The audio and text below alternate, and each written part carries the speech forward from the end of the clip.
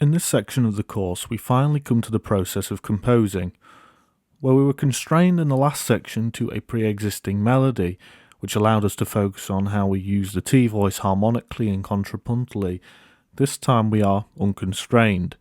Therefore, we are going to focus on the melody voice and how we might do things to help provide our creativity with some form of resistance and problems to help us compose, problems to solve. My composition is for two B-flat cornets, which I did so that I could perform and record the parts myself. I am a trumpet player, so I thought it would be fun to put that into practice. It is a fairly short composition. However, I partly did this to make it concise enough to make it easier to analyse and discuss here. In that regard, I could see it sitting as a movement in a wider piece that may or may not use tintinnabuli technique in those other movements. Or, I also think it would not be too difficult to extend this piece if I wanted to as well. The structure of my piece could easily invite a form of rondo structure if I were to extend it, as it already is a form of ternary structure. And for example, I could alternate between the periods that use numeric sequences and retrograding, the A sections, and the more flowing passages, the B section, that are currently the middle section of the composition. In that regard, it could be quite interesting to apply techniques of inversion and retrograde inversion to each return of the opening A idea, and then interspersing it with some different ideas between those reiterations. Before breaking down my composition anymore, let's take a listen.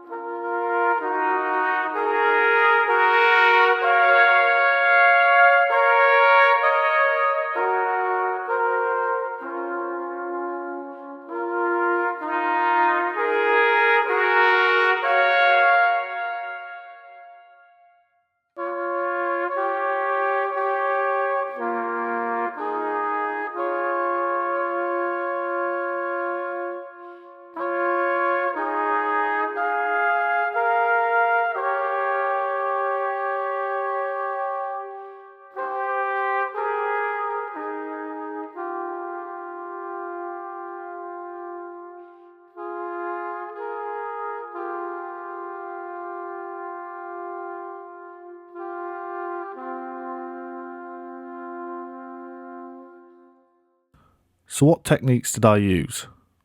Well, I keep it relatively conservative in many regards. For example, harmonically, the piece opens with the tonic triad in the T voice and the G or tonic minor mode in the M voice. I then change the chord that the T voice draws upon towards the end of the opening section, leading into the B section. This first change is made more significant by my decision to use contrary motion, which I highlight with slur marks, something that typically doesn't happen when following the counterpoint rules. In the middle B section, I then start to experiment with other modes, such as E flat major for the melody voice and C minor and A flat major for the tintinnabuli voice. The use of these keys was not wholly arbitrary, like some of the other harmonic decisions. Instead, they came out of my decision to invert the melody voice around E flat between the first and second cornets. This led to a melody voice that included the chromatic pitch A flat. Moreover, the harmonic structure is retrograded here too, using C minor again towards the end of the short section. In the final section, I decided to retrograde the melody and harmonise it with the T voice using an E flat chord for the first 2 bars. For the final 3 bars, I then revert to the G minor in both the T and the M voice. I use contrary motion to introduce this change too, which I invited here by using some voice switching techniques, as the roles of the melody voice and tintinnabuli voice fight it out for a moment before returning to their starting point. The use of contrary motion being quite significant because you typically end up with similar and parallel motion in tintinnabuli as we've discussed in the previous section. Beyond harmony techniques, I use melodic techniques such as retrograde and inversion, which we have touched upon.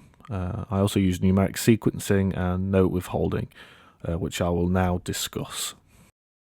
Starting with withholding notes, I hold back E flat in the opening section of the work until the end of that A section. Albeit the 6th degree of the scale, which I was using, I did not do this for the same reasons as Pear, where he avoids the sharp dissonance. Instead, I wanted to save the E flat for the middle section, where I introduce a number of keys and triads that boast E flat within them quite prominently. For example, E flat is in the 3rd of C minor and of the 5th of A flat, which obviously puts them within the triads of those keys. I also then use E flat major itself. How effective this is isn't a short space of time, theoretically is up for debate, but it's something I consider, and I considered it conceptually helpful, at least creatively helpful, to complete the piece of music. The more prominent technique I use in my composition is numeric sequencing. Leaving the time signatures in my composition, we can see my outer sections increase and decrease, respectively, by 1 crotchet beat per bar. In composition, I was thinking more about the number of notes as opposed to the beats in the bar, though, and I added the additional constraint of using the numeric value of the number of notes in each bar as the interval between the closing notes of each phrase. For example, my first bar was 2 notes and closes on a major second. The second bar has 3 notes and closes on a minor third, etc., etc.